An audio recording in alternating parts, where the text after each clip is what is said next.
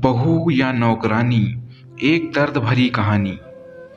पूरे 4 साल बाद हेमंत कनाडा से लौटा था। कनाडा में एक ब्यूटी प्रोडक्ट बनाने वाली कंपनी के लिए हेमंत काम करता था। हेमंत अपने देश, अपने घर लौटकर काफ़ी खुश था।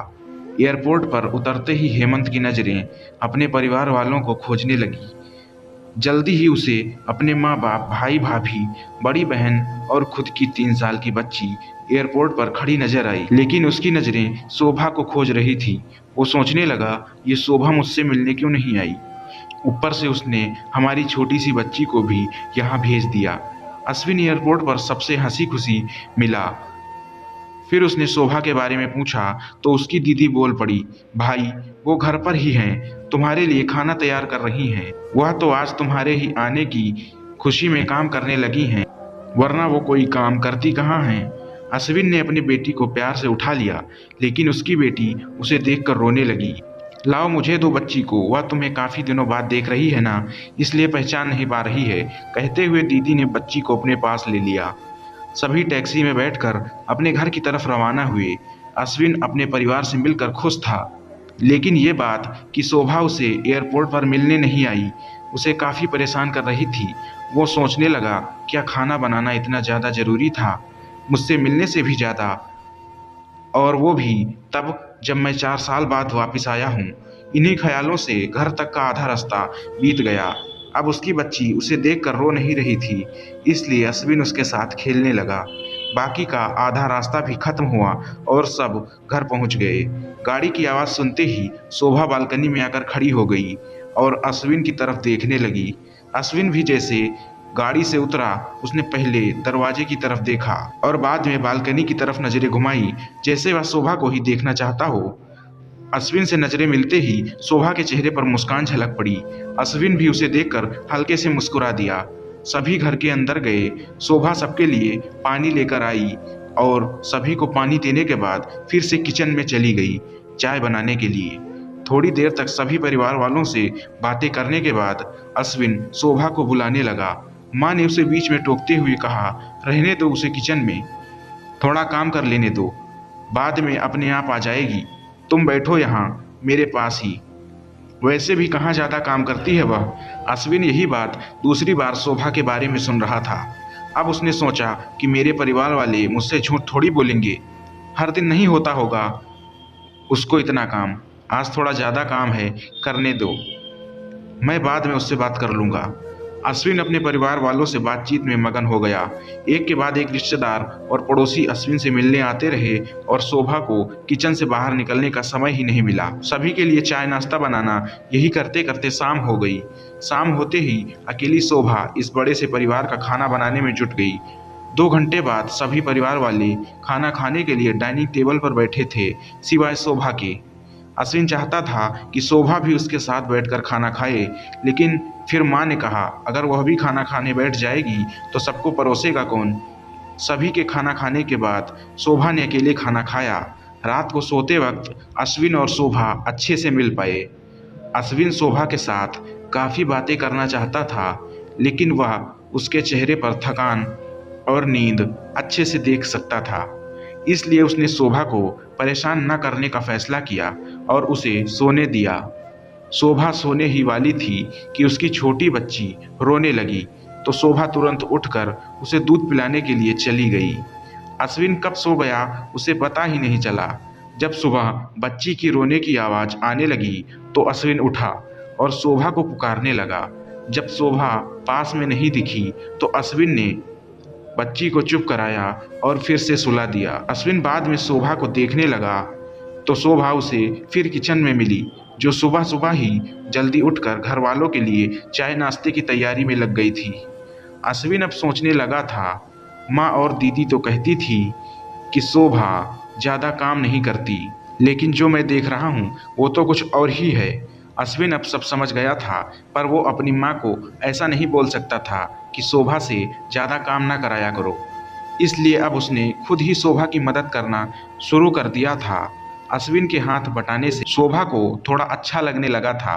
पहले जहां उसका चेहरा थकान से उतरा रहता था, अब उसी पर थोड़ी चमक आने लगी थी। अश्विन ने कुछ दिनों में ही ये महसूस कर लिया कि शोभा अब वो शोभा नहीं रही जिसे अश्विन शादी करके लाया था। वो तो कोई और थी जो तोते की तरह बोलती थी, और ये शोभा तो बिल्कुल चुप है, गुमसुम है। ऐसा लगता है जैसे किसी के दबाव में हो, किसी की डर की वजह से सहमी हुई हो। अश्विन शोभा को उसके काम में और ज़्यादा मदद करने लगा।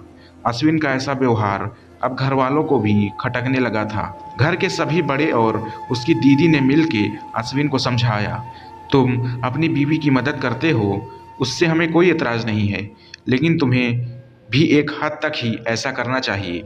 जब तक कोई तुम्हें ऐसा करता देख ना रहा हो तब तक सब ठीक है, लेकिन जब कोई तुम्हें बीवी के होते हुए बर्तन धोते हुए देखेगा तो अच्छा थोड़े ही लगता है। और सोचो, आगे चलकर शोभा को तुम्हारे हेल्प की आदत पड़ गई तो तुम्हारा अपना काम में ध्यान लगाना मुश्किल हो जाएगा। अश्विन हमेशा से ही अपने परिवार वालों की बात मानता आया था। जिस तरह से सबने अश्विन को समझाया था, अश्विन भी उनकी बातों में आ गया और अश्विन शोभा की मदद करने से कतराता था। कभी कभार वह बच्ची के लिए दूध गर्म लिया करता था, उससे ज़्यादा कुछ नहीं। घर वालों ने अश्विन को विदेश जाने से मना कर दिया और कहा, यहीं पर कुछ काम कर लो। अश्विन ने अब घर से ही ब्यूटी प्रोडक्ट्स ऑनलाइन बेचना शुरू कर दिया। उसका परिवार भी बढ़ गया। अब उसे 2 बेटियां और एक बेटा था। दोनों बेटियां स्कूल जाने लगी थी, लेकिन बेटा अभी भी छोटा था। जितना अश्विन कमाता था उतना सबके लिए काफ़ी नहीं था।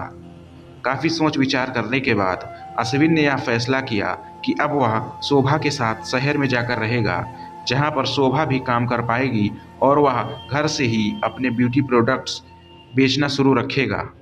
इस तरह से वे अपने पैसों की तंगी को पूरा करेंगे। परिवार वालों ने भी अश्विन को इजाज़त दे दी।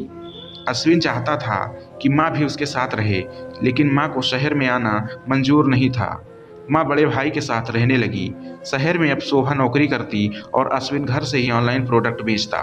कई साल ऐसे ही बीत गए। शोभा घर का काम और बाद में बाहर का काम करके पहले से भी ज़्यादा थकी थकी रहने लगी। परिवार वालों की अश्विन के दिमाग में डाली बातें अभी भी उस पर असर करती थी। वह यहाँ पर भी शोभा का हाथ नहीं बटाया करता था। अश्विन अब दिन रात अपने प्रोडक्ट बेचने में ही मशरूफ़ रहता था। कभी कभी शोभा उससे कहती कि मुझे अच्छा महसूस नहीं हो रहा, मुझे डॉक्टर के पास ले चलो। वो हाँ कह देता था, लेकिन अपने काम में इतना खो जाता कि कभी उसको डॉक्टर के पास नहीं ले जाता। शोभा तो बीमार थी, लेकिन एक बार अश्विन बहुत ज़्यादा बीमार हो गया। इतना बीमार हो गया कि उसे अस्पताल में भर्ती करवाना पड़ा। अस्पताल में अश्विन के पास सिर्फ शोभा थी और कोई नहीं। इतना बीमार होने के बाद भी उसके परिवार वाले सिर्फ उससे मिलकर वापस अपने घर चले गए थे। उसका सहारा बनने के लिए और उसकी तकलीफ बांटने के लिए कोई भी उसके साथ नहीं था। बिस्तर पर पड़े और शारीरिक तकलीफ से गुजर रहे अश्विन को अपनों का ऐसा व्यवहार बहुत तकलीफ दे रहा था। फिर वह सोचता कि उसने भी तो शोभा के साथ जिंदगी भर यही किया है। क्या वो शोभा का जीवन साथी सिर्फ नाम का ही नहीं था? जब साथ देने की बारी आती है तो उसने दूसरों के बहकावे में आकर उससे किनारा कर लिया था। यहाँ तक कि शोभा के खुद अपने मुंह से कहने के बाद भी उसकी तकलीफ को वो नज़रअंदाज करता आया था। अश्विन को अब अपना दर्द शोभा के दर्द के आगे मामूली सा लगने लगा था। उसके दर्द को न बांट कर उसने बहुत बड़ा गुनाह किया हो, ऐसा उसे लगने लगा था। पश्चाताप के आंसू अश्विन की आंखों से बहने लगे थे। अपनी सारी गलतियों और गुनाहों के लिए वह शोभा से माफ़ी मांगता है। दोस्तों, जीवन साथी का मतलब होता है जीवन के हर उतार चढ़ाव में, जीवन के हर मोड़ में जो साथ दे। साथ होने और साथ देने में उतना ही फर्क है जितना सिर्फ वादा करने में और सचमुच वादा निभाने में होता है। आशा करते हैं यह कहानी आपको पसंद आई होगी। अगर चैनल पर नए हैं तो चैनल को सब्सक्राइब कर लें और नोटिफिकेशन बेल को ऑल पर सेट कर लें ताकि आने वाली वीडियो आपको मिलती रहे।